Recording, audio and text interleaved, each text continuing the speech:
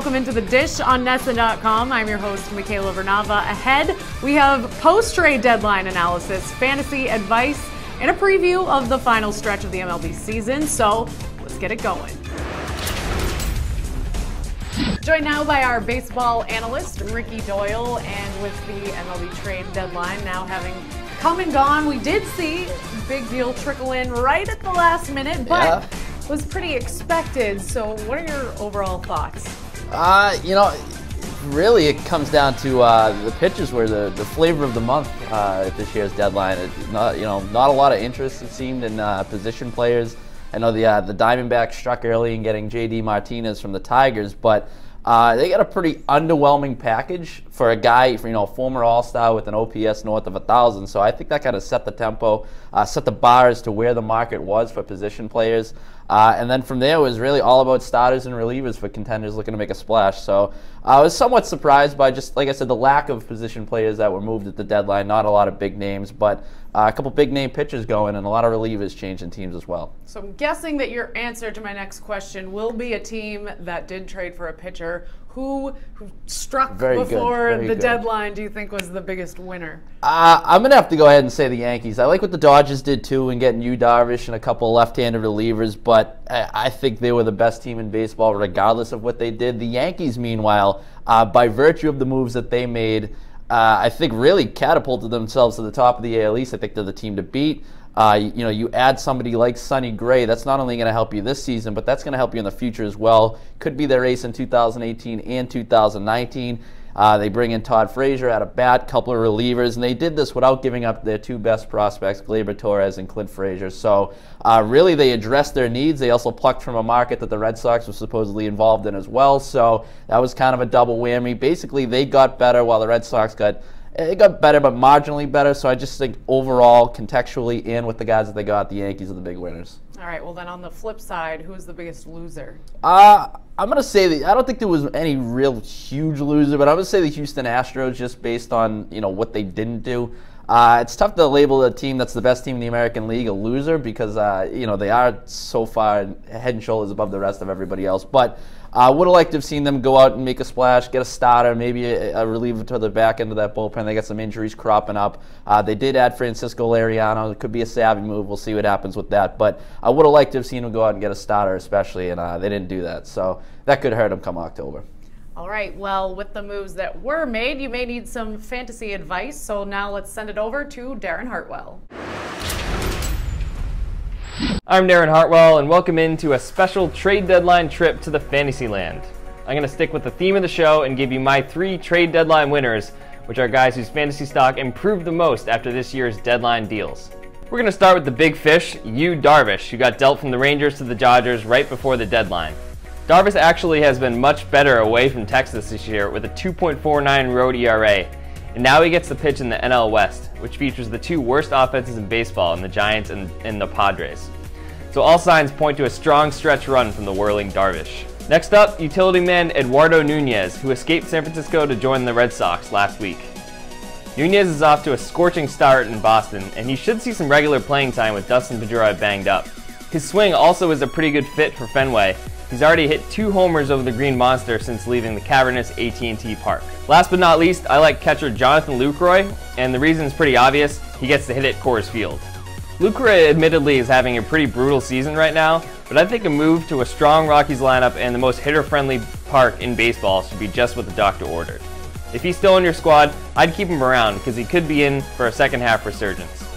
Alright, that's enough positivity out of me today. I'll come back in a little bit to give you my 3 trade deadline losers, but for now, let's send it up to Michaela and Sam. Joined now by Sam Galanis to talk a little Red Sox, and let's go over the moves they made before the trade deadline and picking up reliever Addison Reed and before that utility man Eduardo Nunez. Which of those players, they did address their needs, which do you think will have a bigger impact now as they head down the final stretch? I think there are almost 2 answers to that question because overall, I think a reliever is going to help them more because that saves your bullpen arms. You have another arm in there who can come in late inning situations to take the pressure off the rest of the bullpen. So I think over time, a reliever is kind of always going to make a bigger impact because, it affects the rest of the pitchers injury-wise and innings-wise. But I think with the way Eduardo Nunez has showed up so far, he's bringing a spark to the offense right now that could, in theory, spark the rest of the offense, which isn't doing so well right now. So I think if he has that effect on the offense, that he kind of brings them to life, it'll be a much bigger impact because that's what the Red Sox really need right now. But I think over time, you'll end up seeing Addison Reed help the team more. Well, especially seeing what the Yankees were able to do now, making themselves more competitive. Did the Red Sox do enough before the deadline? I think that's kind of a tough question because they did what they could, I think, at this point. You see that, Dave Dombrowski hasn't been shy about trading prospects in the past, but the biggest issue for the Red Sox right now is that their stars are underperforming. So it's kind of hard to reason with, selling the farm for a star player when you have star players on your team. I think the Yankees did do enough to bring themselves ahead of the Red Sox right now. So it's really going to be up to the Red Sox to have their current players up to the level that they know they can play at. What would you have liked to see the Sox do if there was another move they could have made? I think they could have made a move for a starting pitcher just with David Price on the DL. I think you never want to be down in your rotation in the second half because that's really what's going to get you down the stretch. For the long run, I don't know if it's really going to depend on when Price comes back, if that's going to come back to bite them, but it certainly wouldn't have hurt to have another starter in the rotation. All right, well, we will see how they fare down this final stretch, and for now, let's send it back to Darren Hartwell.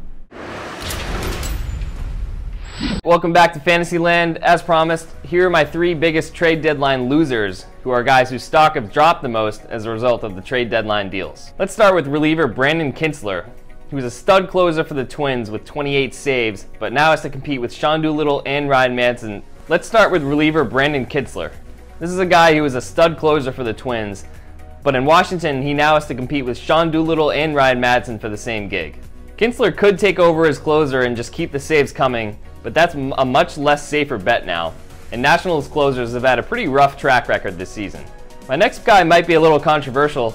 I'm actually going with Sonny Gray. Don't get me wrong, Gray is a solid pitcher who definitely makes the Yankees better, but he might have a bumpy transition going from Oakland's cavernous park to Yankee Stadium, which has seen the 3rd most home runs in baseball this season. He'll also face some stiffer competition in the offense-happy AL East, so don't be too surprised if Gray's numbers take a little dip when he comes to New York. The last guy on my list is another reliever, and that's Justin Wilson. Like Kintzler, Wilson had a stable closer gig in Detroit, but that's about to go out the window now in Chicago, where he'll play second fiddle to Cubs closer Wade Davis. Wilson might get a save here and there and is a decent ERA guy, but now that he's not getting regular saves, he's not really worth a roster spot anymore. Alright, that's it for this trip to Fantasyland. Thanks for stopping by, as always. Michaela and Ricky, take it away. Back with Ricky, and heading into the final stretch of our show, I want to talk about the final stretch of this MLB season. Sure. Which move that was made before the trade deadline do you think will have the biggest impact on this home stretch? Well, first of all, I really like the trade of Sonny Gray and Yu Darvish to the Yankees and Dodgers, respectively. I mean, you're getting 2 impact pitchers there, so what's really not to like? I'm going to go back a few weeks, though, and I'm going to look at the trade that the Cubs made in order to bring Jose Quintana over there. I just look at the Cubs, and I still think that they are the biggest threat to the Dodgers in the National League. But it was pretty clear that they needed to boost their rotation, a unit that was underperforming to this point throughout the season. So they needed to make a splash. They had the chips to do it. They went out. They got Quintana. He's already looked sharp with Chicago. So I think that's the type of move that can kind of, it's already thrust them into the league in the NL Central. And I think that you're going to see the Cubs and Dodgers probably in the NLCS. And I think that's the type of move that could get them past the Dodgers. Really, if anybody can take down the Dodgers, though, they're looking like a wagon at this point. Well, of course, the non-waiver trade deadline has come and gone, but players can still be traded if they pass through waivers in August. Do you think we'll see any notable names on the move? Yeah, it's a little more complicated to make deals in August. Obviously, like you mentioned, guys got to pass through waivers, but there are a few names that kind of jump out as to guys we might see on the move, or at least there be some sort of interest. So just names that you'll probably see pop up. I know the New York Mets have several guys you might see in these trade talks. That you could see a Jay Bruce maybe, or a Curtis Granderson, as Drupal Cabrera, Neil Walker, 4 guys that, you know, you heard them tossed around before the July 31st deadline, so maybe they get moved in August. 2 guys I'm also intrigued in is out west at the San Francisco Giants, Johnny Cueto and Jeff Samaja. I'm not really sure if either one of those guys get dealt, but I think it's, you know, you're probably going to hear some rumblings with them involved. But, you know, more or less you're probably going to see lesser deals, guys that aren't really huge names, maybe like a Rajay Davis of the Oakland A's gets traded. So, I don't know. August is always kind of a weird month, but Justin Verlander, another one, he might... I mean, I assume he'll pass through waivers with his contract, but don't really expect him to be moved. But there'll be some rumblings. I'm not sure if we get anything notable, though. Well, the Astros and Dodgers are running away with their respective leagues.